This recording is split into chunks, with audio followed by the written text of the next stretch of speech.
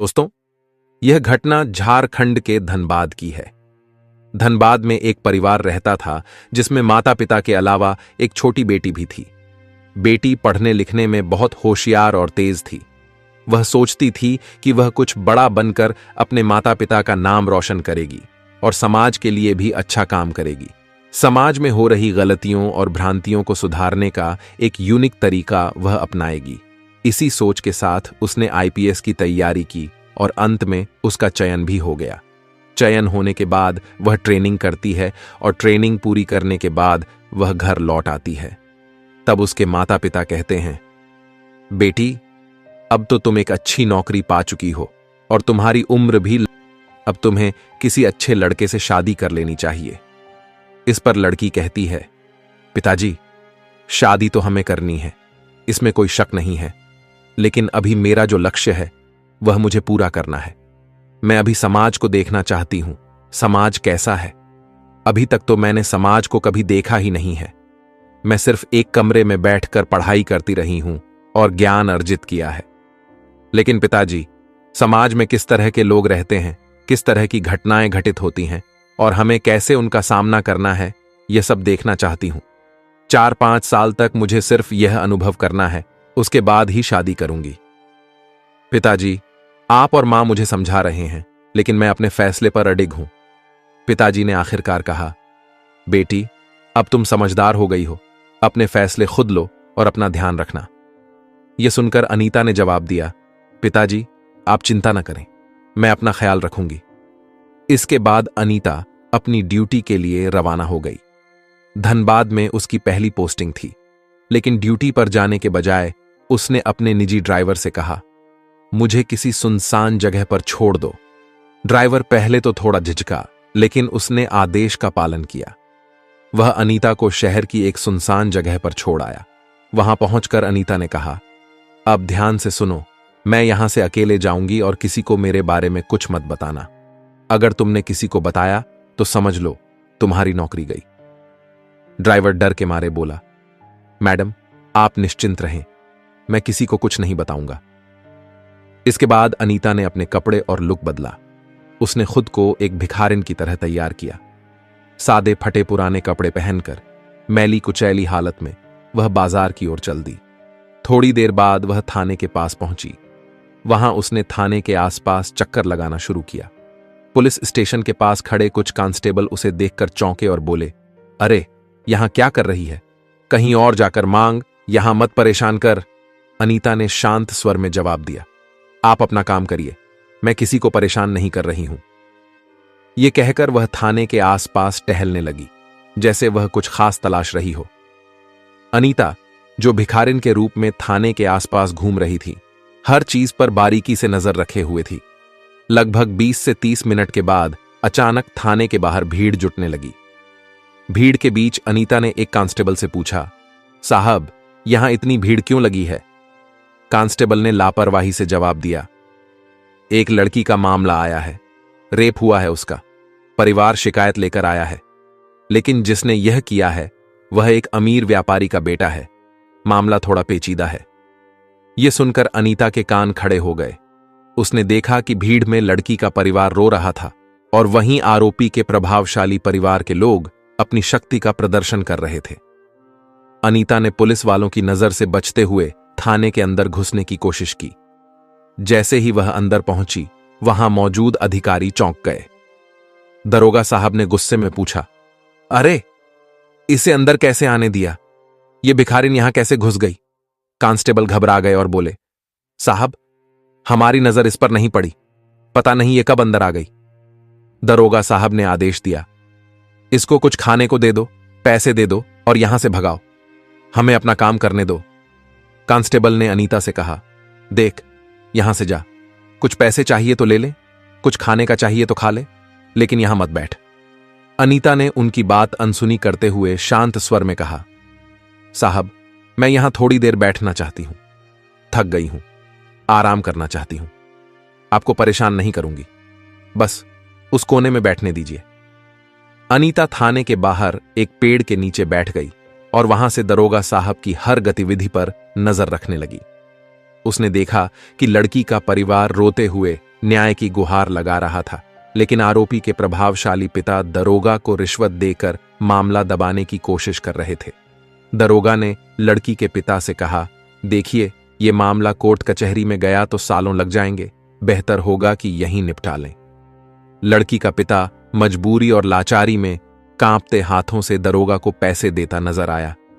अनीता यह सब चुपचाप देख रही थी, लेकिन उसके भीतर का गुस्सा धीरे धीरे बढ़ रहा था। वह जानती थी कि अब समय आ गया है अपनी पहचान और अधिकार का सही उपयोग करने का। गरीब मां बाप दरोगा के सामने हाथ जोड़कर गिड़गिड़ा रहे थे। मां रोते हुए कहती हैं, साहब, हम गरीब लोग हैं, हमारे पास पैसे नहीं हैं कि आपको दे सकें, लेकिन मेरी बेटी के साथ जो हुआ उसके लिए इंसाफ चाहिए। आपसे बस यही निवेदन है, कृपया हमें न्याय दिला दीजिए। दरोगा ने उनकी बातों को अनसुना करते हुए एक ठंडी नजर डाली। उसने कहा, देखो, कानून सबके लिए बराबर है, लेकिन यहां काम आसानी से नहीं चलता। तुमसे जो बन पड़े वो करो, वरना वापस जाओ। उधर अमीर पक्ष के लोग, जो पहले से ही दरोगा को मोटी रकम दे चुके थे, मुस्कुराते हुए खड़े थे। उनके पैसे से दरोगा का रवैया पूरी तरह बदल चुका था। अब वह अमीर लड़के के परिवार के पक्ष में बोलने लगा और गरीब परिवार को डांटते हुए कहने लगा, तुम लोग यहां तमाशा मत करो, अपना काम कर लो और चुपचाप चले जाओ। कोर्ट में जाना है तो जाओ, लेकिन यहां हंगामा मत करो। गरीब पिता, जो अंदर से टूट चुका था, कहता है, साहब, हमारी बेटी के साथ अन्याय हुआ है। आपसे इंसाफ की उम्मीद लेकर आए थे, लेकिन आप हमें ही डांट रहे हैं। क्या गरीबों को न्याय मिलना इतना मुश्किल है? इस बीच भिखारिन के वेश में बैठी आईपीएस अधिकारी अनीता यह सब कुछ चुपचाप देख रही थी। लेकिन दोस्तों, उसने देखा कि दरोगा किस तरह अमीरों के पैसे के लालच में आकर गरीब परिवार को प्रताड़ित कर रहा है। उसकी आंखों में गुस्से की आग जलने लगी, लेकिन वह अब भी चुप थी। दरोगा गरीब परिवार से कहता है, तुम लोग घर जाओ, मैं तुम्हारे केस को देख लूंगा, गहराई से जांच करूंगा और जल्द से जल्द रिपोर्ट तैयार कर कार्रवाई करूंगा।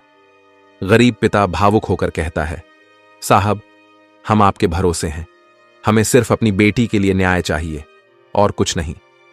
दरोगा बड़ी सहजता से जवाब देता है, ठीक है, तुम चिंता मत करो, मैं सब संभाल लूंगा। लेकिन जैसे ही गरीब परिवार थाने से बाहर निकलता है, दरोगा अमीर व्यापारी से पैसे लेता है और उसके पक्ष में कार्यवाही करने की योजना बनाने लगता है। थाने के बाहर गरीब परिवार को बैठी हुई भिखारिन रूपी अनीता रोक लेती है। वह उनसे पूछती है, क्या हुआ, पूरा मामला बताइए। गरीब पिता थोड़ा चिढ़ते हुए कहता है, हम जो भी सह रहे हैं वह हमारा निजी मामला है, तुम्हें इससे क्या मतलब, अपना काम करो।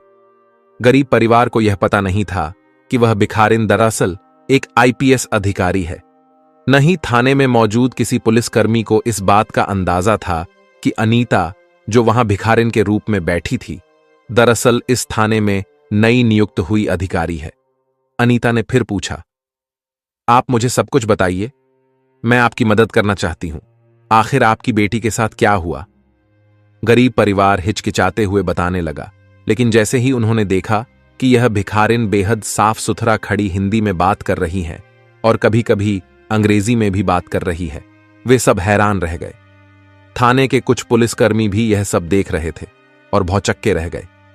कांस्टेबल अनीता के पास आकर बोले, तुम कौन हो, हमें सच सच बताओ। अनीता ने यह सुनते ही अपना गेटअप हटा दिया। जैसे ही उसने अपने असली रूप में कदम रखा, सभी कर्मचारी हड़बड़ा गए। दरोगा को फटकारते हुए उसने कहा, तुमने गरीब परिवार के साथ बहुत अन्याय किया है। मैंने अपनी आंखों से तुम्हारी सारी करतूतें देखी हैं। अब तुम्हारे खिलाफ सख्त कार्रवाई होगी। थाने के सभी पुलिसकर्मी सन्न रह गए। दरोगा घबराकर माफी मांगने लगा, लेकिन अनीता ने उसे सख्त लहजे में चेतावनी दी कि अब वह गरीब परिवार को न्याय दिलाकर ही रहेगी।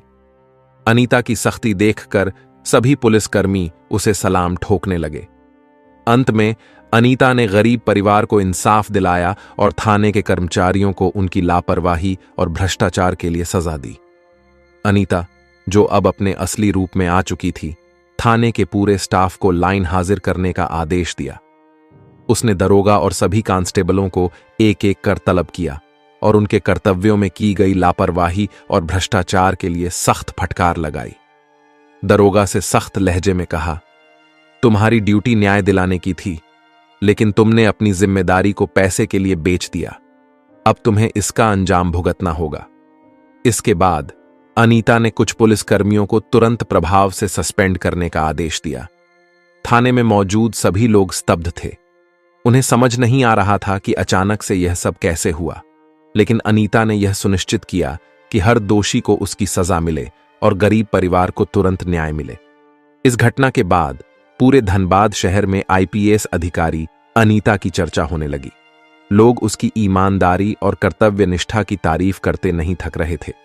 हर जगह बस यही बात हो रही थी कि कैसे एक आईपीएस अधिकारी ने भिखारिन का वेश धारण कर भ्रष्टाचार को बेनकाब किया और गरीब परिवार को न्याय दिलाया। दोस्तों, धर्म केवल पूजा अर्चना तक सीमित नहीं है, यह कर्तव्य निभाने का मार्ग है। हमारे शास्त्रों में कहा गया है, धर्मो रक्षति रक्षितः, अर्थात जो धर्म की रक्षा करता है, धर्म उसकी रक्षा करता है। आज के परिप्रेक्ष्य में धर्म का अर्थ है अपने कर्तव्यों को पूरी निष्ठा और ईमानदारी से निभाना। ऐसे अधिकारी जो गरीबों, पीड़ितों और शोषितों के लिए खड़े होते हैं, असल में समाज के सच्चे रक्षक हैं। उनकी जिम्मेदारी सिर्फ अपराधियों को पकड़ने तक सीमित नहीं है, बल्कि यह सुनिश्चित करना भी है कि न्याय कमजोर से कमजोर व्यक्ति तक पहुंचे। दोस्तों, इस कहानी को सुनाने का मेरा उद्देश्य किसी की भावनाओं को आहत करना, किसी को ठेस पहुंचाना या परेशान करना बिल्कुल नहीं था। मेरा उद्देश्य केवल आपको जागरूक करना, सचेत करना और सतर्क रहने के लिए प्रेरित करना है। इस पूरी घटना ने आपके दिल और दिमाग को सोचने पर मजबूर कर दिया होगा कि हमारे समाज में क्या हो रहा है और हमें इनसे कैसे निपटना चाहिए। अगर यह कहानी आपको सोचने और समझने का एक नया नजरिया देती है, तो ऐसी और भी कहानियों के लिए हमारे चैनल को लाइक, शेयर और सब्सक्राइब जरूर करें। हम चाहते हैं कि आप अपनी राय भी हमारे साथ साझा करें।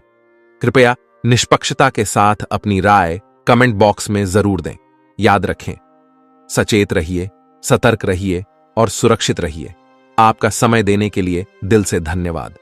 हम जल्द ही मिलेंगे एक और कहानी के साथ।